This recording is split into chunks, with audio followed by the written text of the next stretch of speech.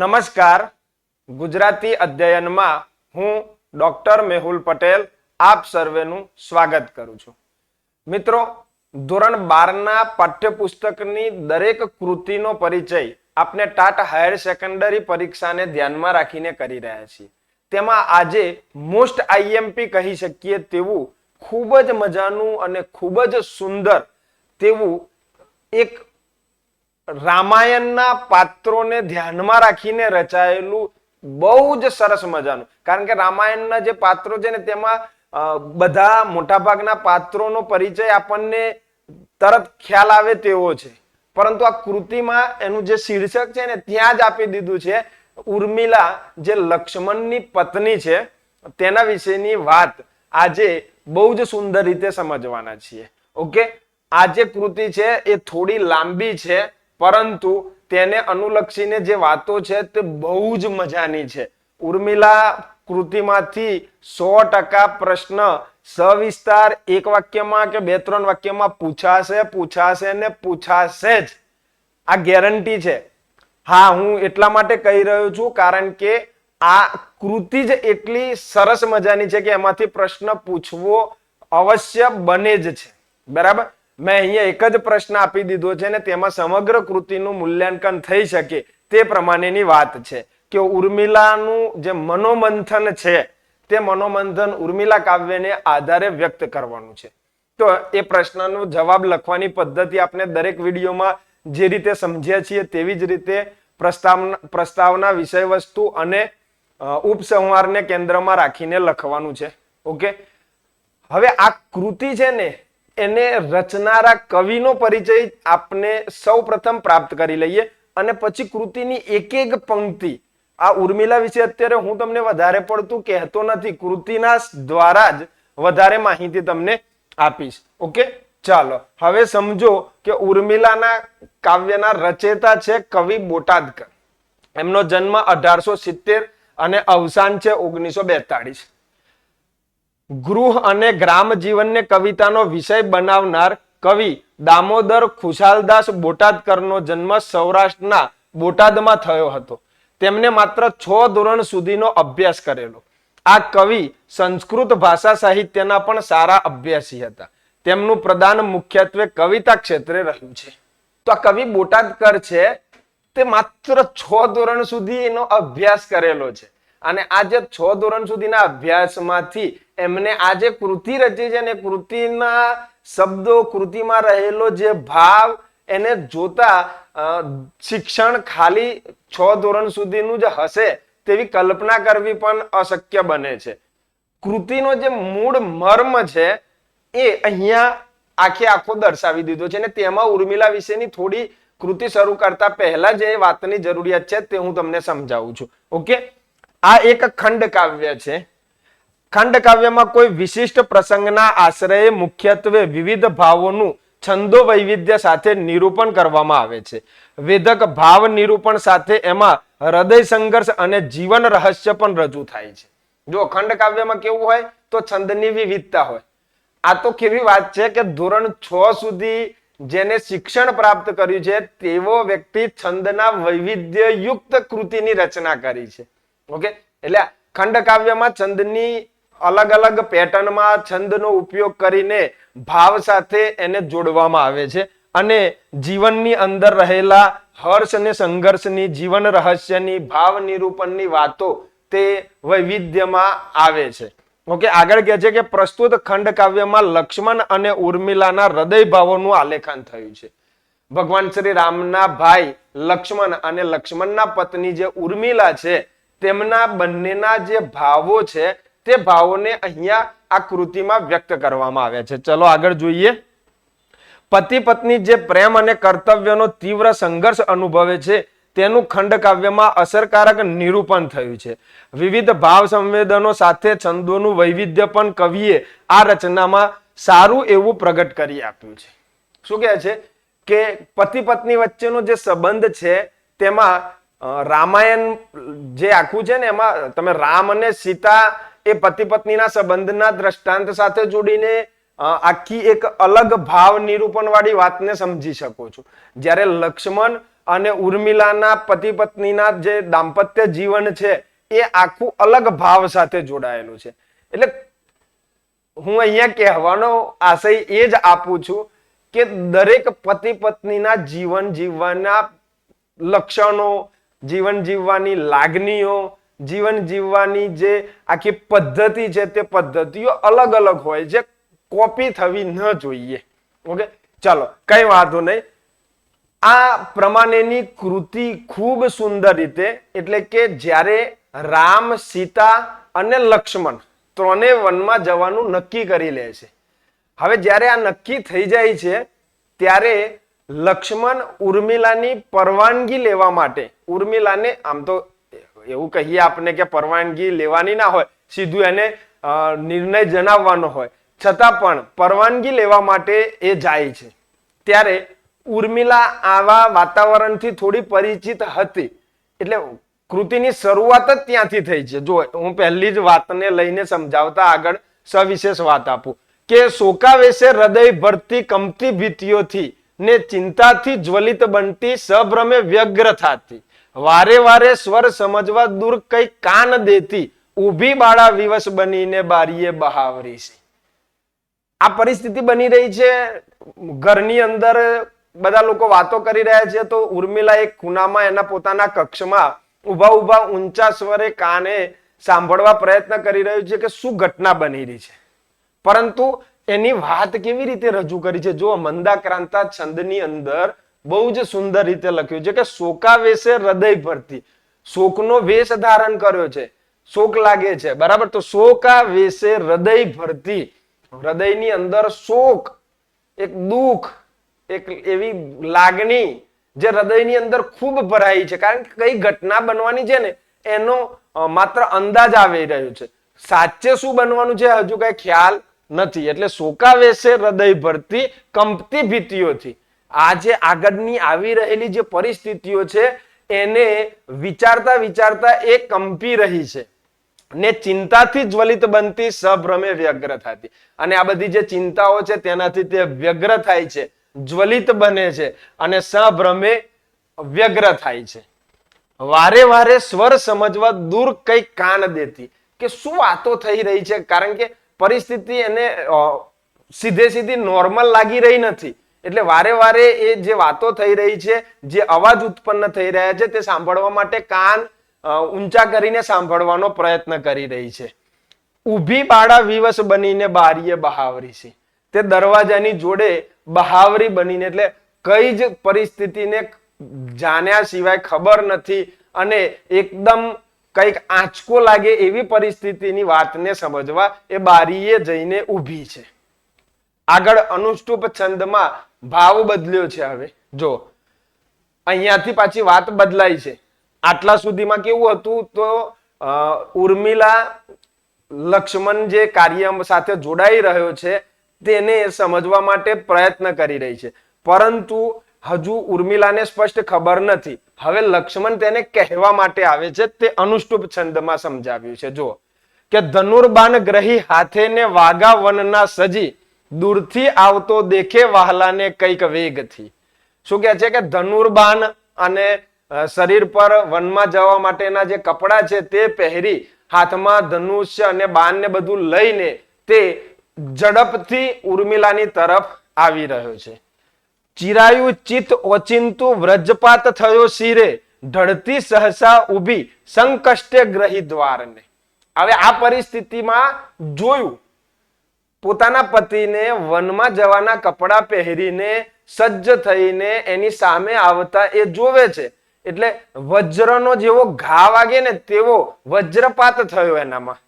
ખૂબ જ ચોટ લાગી, બહુ જ દુઃખ થયું. શું કહે છે? ચિરાયુ ચિત ઓચિંતુ. આ પરિસ્થિતિમાં પોતાના પતિને જોઈને કે પતિ મૂકીને જતો રહેશે, એટલે ચિરાયુ ચિત ઓચિંતુ, વ્રજપાત થયો શિરે, માથાની અંદર કોઈએ વજ્રનો ઘા કર્યો હોય તેટલા વિચારો શરૂ થઈ ગયા. ઢળતી સહસા ઉભી સહકષ્ટે ગ્રહી દ્વારને. આટલી પીડા હોવા છતાં એ દરવાજાને પકડીને એકદમ ધીરજપૂર્વક ઊભી રહી છે. કેમ? તો આગળ કહે છે, હજારો વર્ષમાં તર્કો અંતરે ઉદ્ભવી રહ્યા તોય ધૈર્ય ધરી ઊભી સ્વામીને સન્મુખ થવા. હજારો સવાલો એના માઇન્ડમાં છે. બરાબર, બધાને ખબર છે કે રામ 14 વર્ષ માટે વનમાં જવાના હતા. હવે જ્યારે આ બધી વાત આખી અયોધ્યા નગરી જાણતી હતી તો ઉર્મિલા નહીં જાણતી હોય? હવે ઉર્મિલા જાણે છે આ વાતને, એટલે પોતાનો પતિ પણ એની સાથે જશે, તો 14 વર્ષનો પતિ પત્નીનો વિયોગ છે, એ બંને છૂટા રહેવાના છે. કારણ કે એને વાત તો કરી જ નથી અને એને લઈને જવા માટેની કોઈ પરિસ્થિતિ પણ નિર્માણ થઈ જ નથી. ને આ તો ઓલરેડી લક્ષ્મણ પરવાનગી લેવા આવ્યો છે, એને કહેવા માટે, ખાલી જણાવવા માટે આવી રહ્યો છે કે મેં આ નિર્ણય કર્યો છે અને હું જઉં છું. બરાબર, પરંતુ એની કહેવાની જે છટા છે એ પણ થોડી અલગતાના, કપડા બપડા પહેરીને તૈયાર થઈને આવી ગયો છે વનમાં જવા માટે. હવે આટલા બધા વિચારો એના મનમાં ચાલી રહ્યા છે કે હજારો વર્ષમાં તર્કો અંતરે ઉદ્ભવી રહ્યા છે, હૃદયની અંદર ઢગલો સવાલો છે. બરાબર, તોય ધૈર્ય ધરી ઉભી સ્વામીને સન્મુખ થવા, તોય એકદમ ધીરજ રાખી, કઈ જ ખબર નથી, તમે જે પરિસ્થિતિની વાત કરવા આવે છો તેના વિશે હું કઈ જ જાણતી નથી, એવી સ્થિતિમાં તે પતિની સામે ઊભી છે. બરાબર, જો આગળ કે છે, કૃતાપરાધ સો આવી ઉભો દિન મુખે પતિ સંબોધી સ્નેહના શબ્દો વડે ધીમે વિવેકથી. કૃત અપરાધ, અપરાધ કરવા જઈ રહ્યો છે, તૈયારીમાં આવીને સીધી જ વાત રજૂ એ જ કરવાનો છે. એ જે ભાવથી પત્નીની સમક્ષ એટલે ઉર્મિલાની સમક્ષ આવીને ઉભો છે, એ શું કહે છે? કૃત અપરાધ સો આવી ઉભો દિન મુખે, ગરીબડો બિચારો લાગણીવશ બનીને પોતાની પત્નીની સમક્ષ આવ્યો. ઓકે, શું કહે છે? સંબોધી સ્નેહના શબ્દો વડે ધીમે વિવેકથી. આટલી અપરાધ કરવાની પરિસ્થિતિ વાળા નિર્ણયમાં એ પહોંચી ગયો છે. અપરાધ કોની સાથે થઈ રહ્યો છે? ઉર્મિલા સાથે. બરાબર, ઓલરેડી તો એ ધર્મ નિભાવી રહ્યો છે, ભાતૃધર્મ, એટલે એ અપરાધ નથી, પરંતુ એની પત્નીની સાથે જે કાર્ય થઈ રહ્યું છે તે અપરાધ છે. એટલે કૃત અપરાધના સ્વરૂપની વાત, પરંતુ તે આવે છે દીન દયાળા મુખે તેની સમક્ષ ઉભો રહે છે અને ખૂબ જ સ્નેહી સંબોધનથી એ ઉર્મિલાને વાત કરે છે. એ વાતનો વિચાર બદલ્યો છે, એટલે સાદૃલ વિક્રીડિત છંદની અંદર એ વિચાર મૂક્યો છે. જો શું કહે છે? વાહલી જાય રઘુપતિ વન વિશે સીતા જતા સંગમાં, તેના સેવન કાજ સંગ વસવા મારે જવું સર્વથા. ઉર્મિલાને બહુ સરસ રીતે કહે છે વાહલી.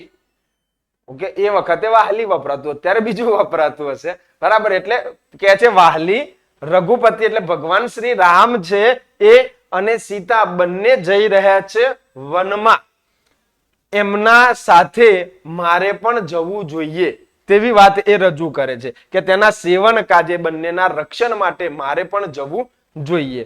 વેઠે એ વનવાસના વિકટ હા કષ્ટો શરીરે હતી, ને હું મહેલ વિશે વસુ સુખ થકી એ યોગ્ય પાસે નહીં.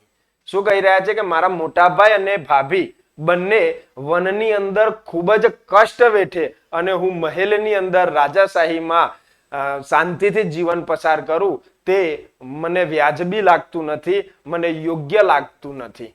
એ આગળ પ્રશ્નોત્તરીમાં ચાલે છે, આગળની વાત સમજાવે છે કે આવ્યો સંમતિ યાચવા તું જ તની ધર્મ કાર્ય પ્રિય, માની યોગ્ય વિચાર અંતર તનો દેજે અનુજ્ઞા મને.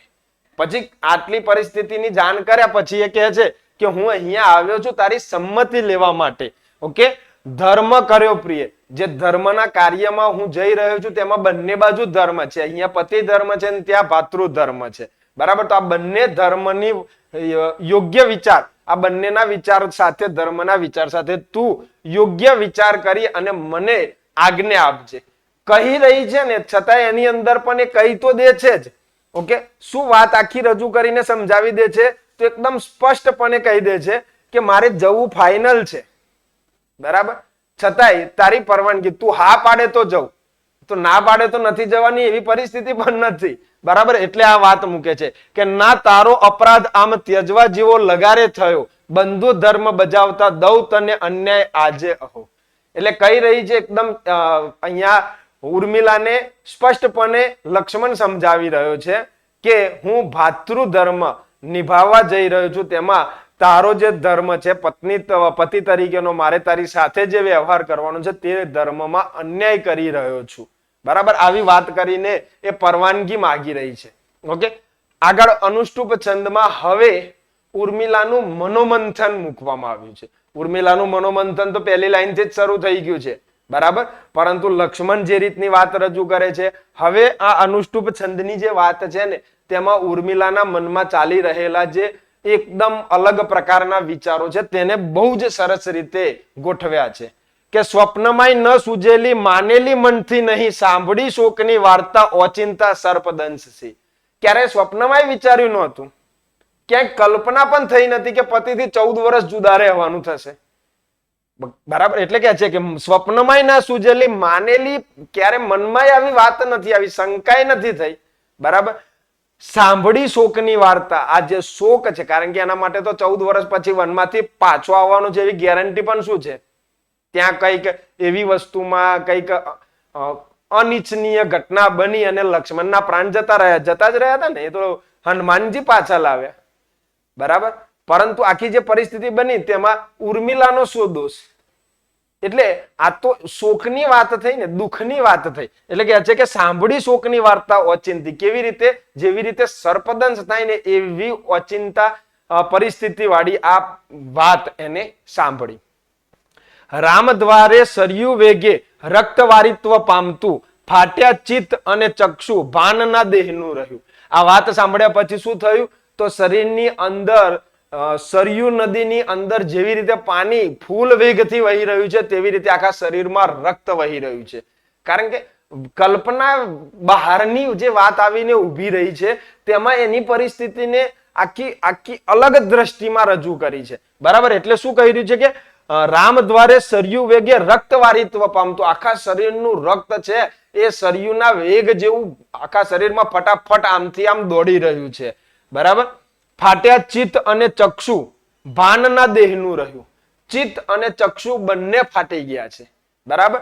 ના દેહનું કઈ ભાન પણ રહ્યું. કારણ કે આ તો એવી વાત છે કે તમે જે સમાચારના સ્વરૂપની વાતને સમજો છો ને તેમાં લક્ષ્મણ છે એ 14 વર્ષ સુધી પોતાની પત્ની સાથે રહેવાનો નથી અને ભાઈના સંદર્ભનો ભાતૃપ્રેમ નિભાવવા માટે એ વનમાં એમની રક્ષણ કરવા માટે જવાનું છે. ઓકે, એટલે આ વાત છે એ એના માટે આ પ્રમાણેની સ્થિતિમાં છે. હજુ આગળ જુઓ શું કહે છે? કાષ્ટની પૂતળી જેવી ઊભી સ્તબ્ધ બની રહી વૃત્તિઓ સર્વ વાહલાની વિલોકી મુખ વાંચતી. જેમ લાકડાનું એક સ્ટેચ્યુ બનાવીને મૂકી દીધું હોય તેમ એ અહીંયા એકદમ સ્તબ્ધ બનીને ઊભી થઈ ગઈ છે. કારણ કે લક્ષ્મણ જે રીતે પરવાનગી માગી રહ્યો છે તે પણ અલગ જ પેટર્ન છે. આખા વનના કપડા બપડા પહેરીને તૈયાર થઈને આવીને કહી રહ્યો છે કે હું તારો અપરાધી છું, મને માફ કરજે, પરંતુ જવાની પરવાનગી આપજે. છતાંય કહી તો શું રહ્યો છે કે તારી પરવાનગી માંગવા આવ્યો છે. એટલે એકદમ સ્ટેચ્યુ બની ગઈ છે ઉર્મિલા અને પોતાના પતિના મુખનું શરીરનું અવલોકન કરી રહી છે અને નિરખી રહી છે કે અત્યારે જોઈ લઉં જેટલા જોવા એટલા, પછી 14 વર્ષ સુધી એને હું જોઈ શકવાની નથી. એટલે કે કાષ્ટની પૂતળી જેવી ઊભી સ્તબ્ધ બની વૃત્તિઓ સર્વ વાહલાની વિલોકી મુખ વાંચતી આર્તનાદ ના કઈ કીધો ના ચેષ્ટા સ્નેહની કસી સ્નેહ શૌર્ય ધરી ઊભી આપદા ભાર ઉઠાવતી. કોઈ આર્તનાદ ના કરે, નહીં તો અચિંતી કોઈ વાત આવે ને તો સ્ત્રીઓ આર્તનાદ કરે. આ આર્તનાદ છે ને ભયંકર હોય છે. ખરા હૃદયથી દિલમાં એટલે હૃદયની અંદર જે એક ભાવ ઉત્પન્ન થાય ને ભાવ સાથે જે વાણી નીકળી જાય તે ખરેખર અસહ્ય વાણી હોય છે. એટલે અહીંયા કહે છે કે આર્તનાદ પણ એને કશો જ કર્યો નથી, ના ચેષ્ટા સ્નેહની, ના ભાઈ વળગી પડવું કે ના કઈ પણ પ્રકારની નોર્મલ પરિસ્થિતિ બતાવી રહી છે. આ બધું જ શરીરની અંદર થઈ રહ્યું છે. જે ભાવો છે ને એની સાથે જોડાયેલા એ ભાવનું નિરૂપણ થઈ રહ્યું છે. એના મનની અંદર ચાલી રહેલું જે મનોમંથન છે ને તેને શબ્દની વાચા આપી છે. ઓકે, એટલે શું કહી રહી છે કે આર્તનાદ ના કઈ કીધો ના ચેષ્ટા સ્નેહની કસી સ્નેહ શૌર્ય ધરી ઊભી આપદા ભાર ઉઠાવ. માત્ર સ્નેહ દ્રષ્ટિથી પોતાના પતિને જોઈ રહી છે અને આ જે આપદા આવી છે, જે વિપત્તિ આવી છે તેનો ભાર એ ઉઠાવીને ઊભી છે. પરંતુ સહેજ પણ પોતાના ચહેરા પર એક પણ વાર લક્ષ્મણની સામે એવું આવવા નથી દીધું કે આટલો બધો ભાર, આટલું બધું કષ્ટ હું વેઠીને અહીંયા ઊભી છું. ઓકે, આગળ કહે છે સ્નેહ ગર્વ નથી જેને સ્નેહ શોક ન એ ધરે તૂટતા આભને ઝીલી લેવાની શક્તિ એ ઉરે. અહીંયા બહુ સુંદર વાત મૂકી છે કે સ્નેહનો ગર્વ જેને નથી, એટલે કે છે સ્નેહ ગર્વ નથી, જેને સ્નેહ શોક નથી. જે વ્યક્તિને સ્નેહનો ગર્વ પણ નથી અને જે વ્યક્તિને સ્નેહનો શોક પણ નથી, આવું જે વ્યક્તિ છે ને એ ઉરની અંદર એટલે હૃદયની અંદર આભનો ભાર હોય ને તે પણ ઝીલી શકે. અને ઉર્મિલાના પાત્રમાં આ ખૂબી છે. ઓકે, પોતાના પતિને પરવાનગી આપે જ છે ને આપણને બધાને રામાયણની પરિસ્થિતિ ખબર જ છે, પરંતુ ઉર્મિલાના પાત્રને સવિશેષ અહીંયા બોટાદ કરે વિચારો સાથે જોડીને મૂક્યું છે. ઓકે, જો આગળ શું કહે છે, હજારો બાણને ઝીલી વીર જેમ વપુ વડે એ ક્રમે ઝીલતી ઊભી વિપધ્વજ પ્રહારને. જેવી રીતે હજારો બાણને એક વીર પુરુષ પોતાના પેલા કવચથી ઢાંકીને પોતાના શરીરને બચાવીએ છે અને ઝીલી લે છે, તેવી રીતે અત્યારે હજારો પ્રહારો એની પર વિચારોના, એની પર અન્ય પ્રકારના જે પ્રહારો થઈ રહ્યા છે તેને ઝીલતી આ ઉર્મિલા ઊભી છે. આગળ કે છે રૌપ્ય ઘંટા અહો વાગી ઉઘડ્યું મુખ આખરે સ્નેહના સૂત્ર સા શબ્દો મંદ મંદ સરી પડ્યા. એટલે કે છે કે અચાનક એક પરિસ્થિતિમાં જેમ આખું વાતાવરણ શાંત હોય અને કોઈ બેલનો અવાજ સાંભળતા એકદમ ચમકારાથી ઉઠી જવાય, તેવી રીતે અહીંયા રૌપ્ય ઘંટા અહો એવો અચાનક ચમકારો થયો અને એ આ વિચારોની દુનિયામાંથી બહાર આવી અને બહુ જ મંદ ધીમા અવાજે અને મધુર સ્વરે એ પોતાના પતિને હવે જે કહી રહી છે તે વાત, અત્યાર સુધીની આ અનુષ્ટુપ છંદમાં મૂકેલી જે વાત છે તે તેનું મનોમંથન છે, મનમાં ચાલી રહેલા વિચારો છે. હવે એ પોતાના પતિની વાત, પોતાના પતિને જે શબ્દો બોલી રહી છે તે છે શાર્દૂલ વિક્રીડિત છંદમાં.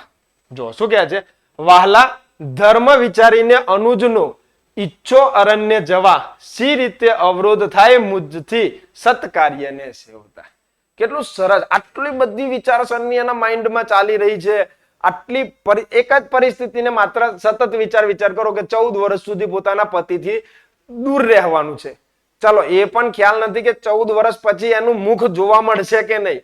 અહીંયા તો પાછો એન્ડ્રોઈડ ફોન કે એવું કઈ તો છે નહીં કે વિડીયો કોલ કરીને જોઈ લેવાશે કે વાતચીત કરી લેવાશે, બરાબર.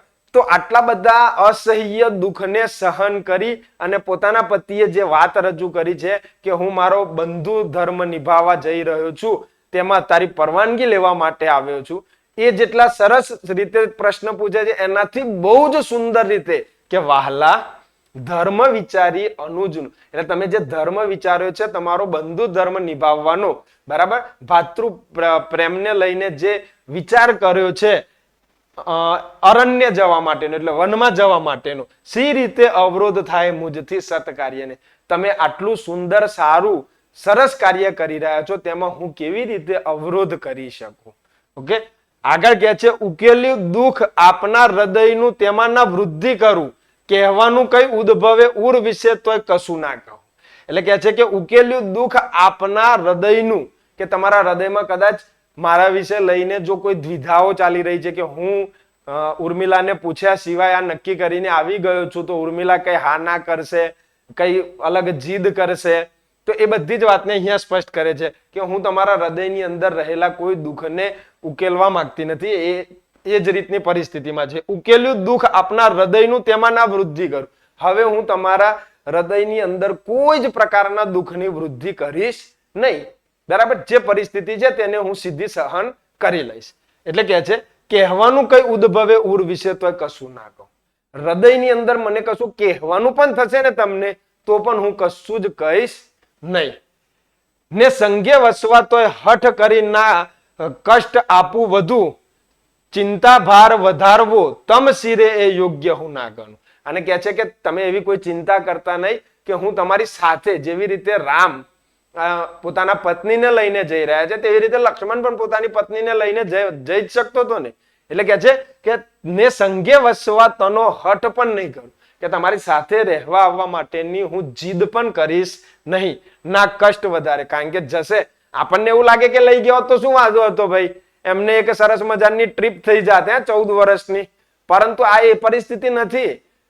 લક્ષ્મણ એ રામ અને સીતાના રક્ષણ માટે જઈ રહ્યા છે. જ્યારે એ પત્ની સાથે જાય તો એને પત્નીના સ્વરૂપની આખી પદ્ધતિ અલગ કરવી પડે, બરાબર. એટલે આ બધી પરિસ્થિતિઓ છે જ, તો એને આપણે સમજવી યુક્ત જ છે. એટલે અહીંયા કહે છે કે ને સંગે વસવા તનો હઠ કરી ના કષ્ટ આપ. સાથે રહેવાની પણ હું વાત કરીને તમને સહેજ પણ બીજું કષ્ટ આપીશ નહીં. ચિંતા ભાર વધારવો તમ શિરે યોગ્ય ના ગણ. હવે તમે જે ધર્મ કરવા માટેનો વિચાર કરી જ લીધો છે, તે ચિંતામાં હું વધારો કરું ને તેવી કોઈ પરિસ્થિતિ બનશે નહીં. શાંતિથી તમે મારી ચિંતા કર્યા વગર તમારો આ બંધુ ધર્મ ભાતૃ પ્રેમ છે તે નિભાવો. આગળ કે છે ચિંતા અંતરની દૈત ને સંગી થવા ઈચ્છવું એથી ઉત્તમ વિપ્ર યોગ સહીને હા ચિત્ત ચિરાયું. છેલ્લે બોલતા બોલતા બિચારીનું ચિત્ત પણ ચીરાઈ જાય છે. શું કહે છે કે ચિંતા અંતરની હું મારા હૃદયની ચિંતા તમારી સાથે આવવાથી તમને જે કષ્ટ પડવાના છે ને મને જે કષ્ટ પડવાના છે કે મારા કારણે જે કષ્ટ પડવાના છે તે બધાની વાતને સમજીને હું તમારી સાથે આવવા માટેની કોઈ પણ પ્રકારની વાત રજૂ નહીં કરું. એથી ઉત્તમ કે ત્યાં તમારી સાથે આવવાની વાત કરીને એનાથી સારામાં સારી વાત શું છે તો હું વિપ્રયોગ સહીશ. વિપ્રયોગ એટલે વિખૂટા પડવો, એકબીજાથી દૂર રહીને જે આખી પરિસ્થિતિ બનવાની છે તે. અહીંયા એક વાત પણ સ્પષ્ટતા આપી દઉં કે જ્યાં સુધી લક્ષ્મણ પાછા અયોધ્યામાં ના આવ્યા ત્યાં સુધી ઉર્મિલા પણ બેડ પર સૂતી નહોતી, એ પણ નીચે પથારી કરીને સૂતી હતી. બરાબર, રામાયણમાં આની પણ પ્રસંગની વાત મૂકવામાં આવેલી છે. ઓકે, એટલે કે છે બરાબર. અને આટલી વાત બોલતા બોલતા તો એનું હૃદય ચીરાઈ ગયું છે, પરંતુ એ સહેજ પણ ભાવ મુખ પર લાવી નથી. એટલે અહીંયા અનુષ્ટુપ છંદમાં પાછો વિચાર બદલીને આવી રહ્યો છે. હવે લક્ષ્મણ આ જવાબથી ખુશ થઈને ઉર્મિલાના વખાણ કરી રહ્યો છે. જો શું કહે છે, ધન્ય ધન્ય તને દેવી અનેરી કોઈ ઉર્મિલે ધર્મ સંકષ્ટ સ્નેહીનું તું સખી સમજી ખરી. એટલે કે છે ધન્ય છે તને ધન્ય દેવી, તને ધન્ય છે અનેરી કોઈ ઉર્મિલે. તારી અંદર કઈક અલગ જ પ્રકારની ઉર્મિઓ છે, એટલા માટે તો એનું નામ ઉર્મિલા છે. ઓકે, ધર્મ સંકષ્ટ સ્નેહીનું તું સખી સમજી કરી. એના માટે ધર્મ સંકટ હતો કે પતિ ધર્મ નિભાવવો કે ભાતૃ ધર્મ નિભાવવો. આ જે સંકટ હતું ધર્મનું તે તું સમજી, એ માટે એને ધન્ય આપે છે. ઓકે, આગળ કહે છે હજારો કષ્ટ હૈયાના ને ચિંતાની પરંપરા સહી લેવા તની સહેજે તૈયારી તે કરી આહા. કારણ કે આ જે પરિસ્થિતિ છે સામાન્ય નથી, એટલે અહીંયા શું કે છે હજારો કષ્ટ હૈયાના. હૈયાની અંદર રોજ સવાર પડશે ને મનની અંદર વિચાર આવશે, સાંજે સુઈ જતા પાછા એટલા જ વિચારો ચાલુ રહેશે કે પોતાનો પતિ આવી રીતે જંગલની અંદર અલગ અલગ પ્રકારની પરિસ્થિતિઓ સહન કરતા કરતા વસી રહ્યો છે અને હું રાજમહેલમાં છું. લોકોની વાતો સાંભળીને પણ કાન પાકી જાય. ઓકે, તો એવી ઘણી બધી વાતો છે કે હજારો કષ્ટ હૈયાના ને ચિંતાની પરંપરા. આ ચિંતા 14 વર્ષ ચાલવાની છે. જેવી તેવી ચિંતા તો છે નહીં, બરાબર. કારણ કે કાલે ઉઠીને સમાચાર આવે કે લક્ષ્મણ મરી ગયા તો આ તો મોટામાં મોટી ચિંતા થવાની છે. અને એકચ્યુઅલી મરી ગયા તો એ પરિસ્થિતિ જે બની હતી એની વાત પણ ઉર્મિલા સુધી પહોંચી નથી. જો પહોંચી ગયો હોત તો ઉર્મિલા ત્યાં જ ઢળી પડત. બરાબર, એટલે કે છે કે ચિંતાની પરંપરા સહી લેવા તની સહેજે તૈયાર. આ જે ચિંતા છે એને સહન કરવાની જે તે માત્ર તૈયારી બતાવી છે ને એના માટે તને ધન્યવાદ છે. આગળ કહે છે ચિત્તને ચીરતા ભૂંડા વિલાપો નહીં તે કર્યા. કે ખોટી ખોટી બૂમો ના પાડી, ખોટી ખોટી જીદ ના કરી, ખોટી આમ તો ખોટી નથી, બધી જ વાતો સાચી છે. બરાબર, અને ખાલી માત્ર ને માત્ર ઉર્મિલા એક વાર એવું કહ્યું હોત કે તમે ભાતૃ પ્રેમ નિભાવજો, હું પત્ની ધર્મ નિભાવવા માટે તમારી સાથે આવીશ, તો પણ એને લઈ જવી પડત. બરાબર, તો આ બધી વાતો તો હતી. એટલે કે કોઈ તે એવા પ્રકારના વિલાપો નથી કર્યા, એવા પ્રકારની કોઈ પરિસ્થિતિ નથી ઊભી કરી જેને લઈને તને ધન્ય છે. હજુ ધન્યતા અહીંયા પૂર્ણ નથી થતી. બરાબર, હજુ તો મૂળ વાત તો હવે આવે છે કે લક્ષ્મણ આ બધી જ વાતો કરી રહ્યો છે, છેલ્લે છતાંય ઉર્મિલાને સમજી શકતો નથી. શું કહે છે, સંસાર સેવકોથી તું જુદી કોઈ સુરાતમાં જા, કર્તવ્ય પાડવા કેરો હર્ષ તું હની નાખશે. એટલે આ સંસારના સેવકોથી કઈક તું અલગ જ સુરાતમાં જા છે, કઈક અલગ જ તારી માનસિક પરિસ્થિતિ ચાલી રહી છે. બરાબર, કર્તવ્ય પાડવા કેરો હર્ષ તું હની નાખશે. આજે કર્તવ્ય પાડવા માટે જે હર્ષ ઉત્પન્ન થાય છે એ પણ તે હની નાખ્યો છે. કારણ કે કર્તવ્યનું પાલન કરવું, એને પણ એના પતિની સેવા કરવી એ કર્તવ્યનું પાલન જ છે ને, અને એ કરવામાં એને જે હર્ષ મળવાનો છે. પરંતુ અહીંયા તો અપકીર્તિ મળશે કે પતિ જંગલમાં અને પત્ની ઘરમાં. ઓકે, તો અપકીર્તિ પણ એને સહન કરવાની છે. એટલે કે છે આગળ જો વનવાસ વિશે વિધનો હા અતકીર્તિ આપશે અથવા આવવા સંગહઠ બુરો બતાવશે, સીતાનો દાખલો લેવા તું અવશ્ય ઊભી થશે. હતી એ અંતરે ભીતિ ઉપાયો સૂઝતા નહીં, પરંતુ દિવ્ય કો દેવી સિદ્ધિ તું સર્વથા થઈ, સર્વને પોષવા તારે અંતરે વાસના નથી, સ્નેહીના ચિત્તને શોભે એવી તે શાંતિ સાચવી. મેં આખું સળંગ એટલા માટે વાંચી લીધું છે કે લક્ષ્મણ બોલવાનું શરૂ કરે છે અને બંધ નથી થતો, કારણ કે એના મનમાં જે વિચારો ચાલી રહ્યા હતા તે બધા જ વિચારોને ઉર્મિલાએ એક જ ઝાટકે ઉડાડી દીધા કે તમે ભાતૃ પ્રેમ નિભાવવા માટે, ધર્મ કાર્ય માટે જઈ રહ્યા છો, એમાં હું વિઘ્ન કઈ રીતે બની શકું.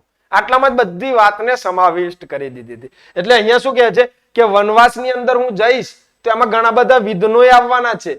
કદાચ કોઈક જગ્યાએ મને અપકીર્તિ પણ મળશે, બરાબર, કે દર વખતે હું જીતીશ એવું બનવાનું નથી, કોઈક વાર હું હારીશ પણ ખરો, કોઈક જગ્યાએ હું ઊનો પણ ઉતરીશ. અને થયું હતું ને, લક્ષ્મણ રેખા દોરીને ગયા છતાંય સીતાનું અપહરણ થયું, આ અપકીર્તિ થઈ, બરાબર, એ પણ થશે.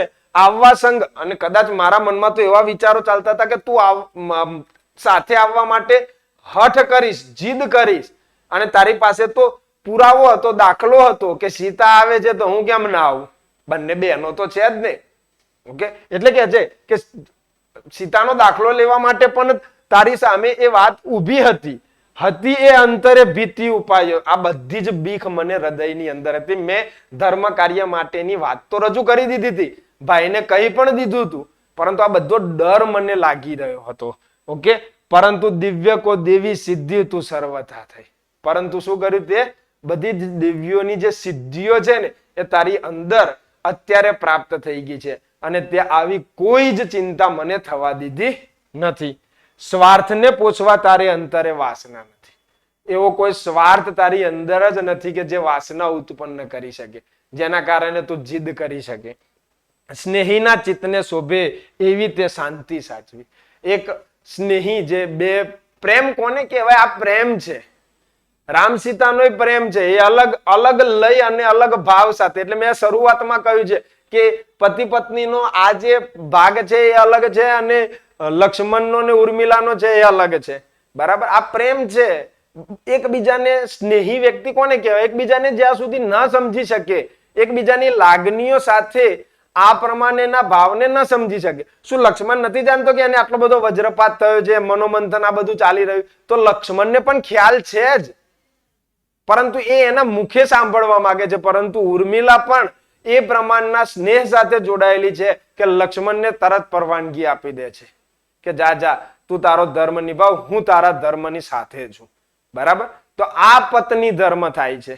પતિ પત્નીના ધર્મ, પત્નીનો પ્રેમ ઉર્મિલામાં વધુ છે એવી સ્પષ્ટતા થઈ રહી છે. ઓકે, હજુ આગળ વાત છે, અને બહુ જ સુંદર મજાની વાતોથી કાવ્યનો અંત થાય છે. ધીરજ રાખજો, મેં પહેલા જ કહ્યું હતું કે વાત બહુ લાંબી છે, પરંતુ છે સુંદર મજાની.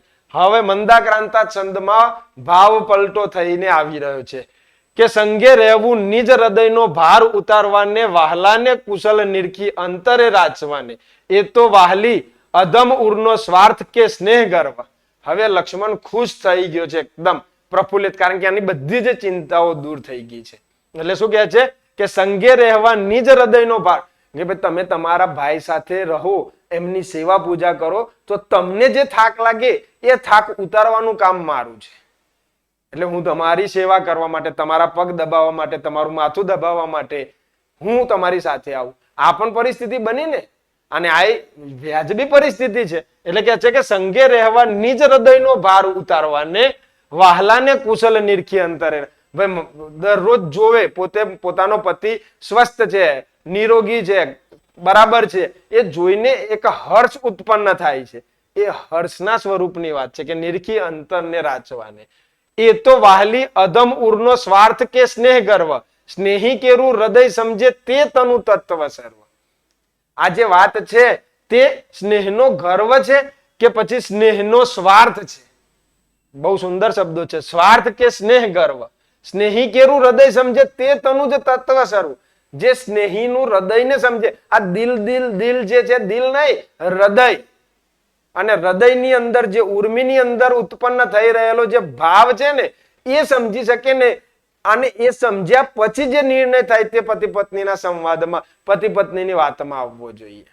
ઓકે, એટલે અહીંયા કહે છે કે એ તો વાહલી અધમ ઉરનો સ્વાર્થ કે સ્નેહ ગર્વ. બરાબર, એ તો સ્વાર્થ કહેવાય કાં તો સ્નેહ ગર્વ કહેવાય કે હું મારા પતિને સાચવવા માટે એને યોગ્ય કોઈ પરિસ્થિતિ એની સામે આવી છે તો એને બરાબર પાર કરીને આવ્યો ને નિરોગી છે, સ્વચ્છ છે, જોઈને હું આનંદિત થઉં છું, એ બધો સ્વાર્થ છે, સ્નેહ ગર્વ છે. બરાબર, એટલે આગળ કહે છે કે સ્નેહી કેરું હૃદય સમજે તે તનુ તત્વ સર્વ. જે માત્ર સ્નેહીનું હૃદય સમજી શકે છે ને તે જ તત્વ સર્વશ્રેષ્ઠ છે. હજુ લક્ષ્મણ છે ને એ ઉર્મિલાના વખાણ કરવામાં હજુ પાછો પડ્યો નથી, હજુ વખાણ કરી રહ્યો છે. જો શું કહે છે, ચિંતા ભૂંડી હૃદય હણતી સોંપવી સ્વામી ચિત્તે ને રક્ષાની કઠિન કૃતિમાં રોકવો સર્વ રીતે, લૂંટી લેવું વિષમ વનમાં સર્વ સ્વાતંત્ર એનું, એ વાહલી તે ઉચિત ન ગણ્યું ધન્ય હો ધૈર્ય તારું.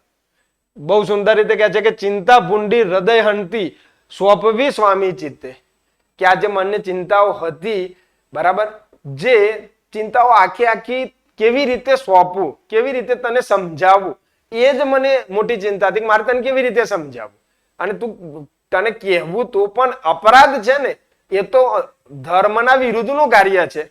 કે પત્નીને આટલી વિખૂટી પાડવા માટેની જે વાત છે તે પણ અધર્મ જ છે ને. પત્નીનું રક્ષણ કરવું એ મહાન વાત નથી, એ ધર્મ નથી. એટલે આ એ વાત મૂકે છે ને રક્ષાની કઠિન કૃતિમાં રોકવો સર્વ રીતે, કે ભાઈ કોઈ જ નથી, ભાઈ જવાના છે, મોટા ભાઈ આ રાજ્યની અંદર આખી પરિસ્થિતિ જે બનવાની છે કે કોઈ પણ રીતે મારી રક્ષા કરવા માટે પણ તમારે મારી સાથે રહેવું પડશે, આવી પણ તું જીદ કરી શકવાની હતી. ઓકે, લૂંટી લેવું વિષમ વનમાં સર્વ સ્વાતંત્ર એનું, એ વાહલી તે ઉચિત ન ગણ્યું ધન્ય હા ધૈર્યતા. એટલે કે છે કે હું ભગવાન શ્રી રામ મારા મોટા ભાઈને વનની અંદર પડી રહેલા કષ્ટોમાંથી દૂર કરવા માટે એ કષ્ટોને હું સહન કરું, પરંતુ મને પડી રહેલા જે કષ્ટ છે એ તું સહન કરે, એવી પરિસ્થિતિની વાત લઈને પણ એ કહી શકતી હતી. એટલે બહુ સુંદર રીતે કહે છે કે મારું જે સ્વતંત્ર રીતે ધર્મ નિભાવવા માટેની જે આખી પરિસ્થિતિ હતી ને, ધર્મ કાર્ય છે આમ પતિ પત્નીના સાથે જ થાય, બરાબર, અલગ એક પર્સનલ ધર્મ કાર્ય થાય નહીં, છતાં પણ અહીંયા જે વાત મૂકી છે તે શું, કે સ્વતંત્રતાની રીતે હું મારી રીતે આ ભાતૃ પ્રેમનો જે ધર્મ છે તે હું નિભાવું, એ પ્રમાણેની સ્થિતિમાં તે મને સહેજ પણ આંચ આવવા દીધી નથી. એ વાહલી તે ઉચિત ન ગણ્યું ધન્ય ધૈર્ય. આ જે ધીરજ રાખી તે એની ધન્યતા છે. હજુ કેટલી બધી ધન્યતા આપે છે જુઓ. ના શિક્ષાના કથન કથવા યુક્ત તારા સમીપે ના આશ્વાસો પણ ઉચ્ચરવા વ્યર્થ જેવા દિશે છે. હવે તને શું સારી સારી વાતો કહેવી કે નહીં તે ધન્યનું કામ કર્યું, કારણ કે તે જે નિર્ણય કર્યો છે, તે જે આ વાત મને રજૂ કરી છે, મને આ ધર્મ નિભાવવા માટે જે પરવાનગી આપી છે, એમાં હવે તને કઈ શિક્ષાના વચનો કહેવા, તને શિક્ષા આપવી મીન્સ સારી સારી વાતો તારી સમક્ષ કરવી એ ઉચિત જ નથી, કારણ કે તે બહુ મોટી બહુ ઊંચી વાત કરી દીધી છે. ઓકે, એટલે કે છે કે આશ્વાસન પણ આપવું તને ઉચિત નથી. તને શું આશ્વાસન આપવું કે હું આવી જઈશ એમ? તો એવા કોઈ આશ્વાસનો આપવા પણ ઉચિત મને લાગતા નથી. ઉત્પાતોને તુજ હૃદયનો કંપ દેખી શકું છું, તોય તારી ધૃતિ નિરખતા સ્વાસ્થ્ય સેવી શકું છું. આ ચાલી રહેલી બધી જ પરિસ્થિતિ, ઉપર નીચે, અપકીર્તિ, આ ફલાનું ઢીકનું, આ ઘણી બધી બાબતો છે જે ઉત્પાત મચાવવાની છે અને 14 વર્ષ સુધી મચાવવાની છે. એકાદ અઠવાડિયું એવું હોય કે કોઈ સમાચાર જ ના મળે, એકાદ વખતમાં કોઈ સમાચાર મળ્યા, અલગ પ્રકારના સમાચાર પણ મળી શકે છે કે હકીકતની પરિસ્થિતિ જુદી હોય ને સમાચાર જુદા મળે. આવા ઘણા ઉત્પાતો થવાના છે. તો આ જે ઉત્પાતો છે એ તું હૃદયની અંદર કંપન સાથે કેવી રીતે ગ્રહીને શાંતિથી ઊભી છે. એટલે કે છે કે હૃદયનો કંપ દેખી શકું છું, તોય તારી ધૃતિ નિરખતા. આ બધી જ વાતો તારા હૃદયમાં ચાલી રહેલી જે વાતો છે તે હું જોઈ શકું છું, સમજી શકું છું, છતાં પણ ધૃતિ નિરખતા સ્વાસ્થ્ય સેવી શકું. છતાં તારી આ જે બુદ્ધિ છે ને કે એ બધી બાબતો તે વ્યક્ત ન કરી અને પોતાની પર વીઠવા માટેની તૈયારી બતાવી અને એ તૈયારીની સાથે તે આ ધર્મ કાર્ય એટલે કે પતિએ નક્કી કરેલા કાર્યની અંદર પતિને એ કાર્ય સાથે જવા દીધો, એ કાર્ય કરવા દીધું, એ ઉચિત વાત છે.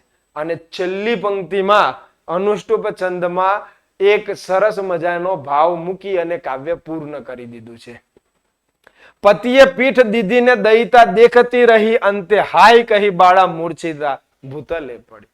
આટલું કહીને લક્ષ્મણ ટન મારી અને ઉપડ્યા ભગવાન શ્રી રામ જ્યાં છે, માતા સીતા જ્યાં છે ત્યાં, કારણ કે હવે જવાનો ટાઈમ થઈ ગયો છે, તો ત્યાં પહોંચી ગયા. એટલે જવા માટેની જે પરિસ્થિતિ બની ત્યાં સીધો ટન મારીને ગયા. પછી પેલું પલટ વાળી પરિસ્થિતિ બની નથી. આ પીઠ, પતિએ પીઠ દીધીને દયિતા દેખતી રહી. લક્ષ્મણ આમ વળી, પાછા વળી, આટલી વાતચીત કરી અને ગયા. અને માત્ર ઉર્મિલા તેમની પીઠ તેમને જતા જોઈ રહી. અને છેલ્લે કેવી વાત છે, અંતે હાય કહી બાળા મૂર્છિતા ભૂતલે. છેલ્લે આ બધો જ ભાર સહન કરીને પતિને સન્મુખ થવા માટે જે ઊભી હતી તે હાય આટલો એટલે એક નિશાસો નાખીને, એક પોતાના નસીબ સાથે જોડેલી આ એક ઘટનાને સમજીને માત્ર નિશાસા સાથે એ જમીન પર પડે છે બેભાન અવસ્થાની અંદર.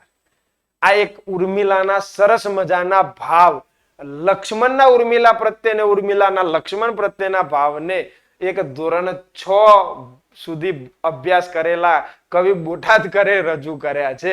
બરાબર. અને બધા જ ક્યાં જ્યાં ભાવ બદલાય ને ત્યાં દરેક જગ્યાએ કેવી પરિસ્થિતિ બની છે, તો વિચારે બદલાઈ જાય છે, લાગણી પણ બદલાઈ જાય છે. ઓકે, તો આ જે બહુ પરિસ્થિતિ યુક્ત સ્થિતિમાં આખું જે કાવ્ય છે તેમાંથી હું છેલ્લે પણ ફરી કહીશ કે આમાંથી એક વાક્યના, 2-3 વાક્યના કે સવિસ્તાર પ્રશ્નમાંથી કોઈ એક પ્રશ્ન અથવા વ્યાકરણગત પરિસ્થિતિમાંથી છંદને લઈને પણ કોઈ પ્રશ્ન આવી શકે છે. બરાબર. આશા રાખું છું કે આ કૃતિનો ઊંડાણપૂર્વક તમને અભ્યાસ થયો અને ખૂબ સારી રીતે તમે સમજી શક્યા હશો અને પરીક્ષામાં તમને ખૂબ જ કામ લાગશે. આપ સર્વેનો ખૂબ ખૂબ ધન્યવાદ.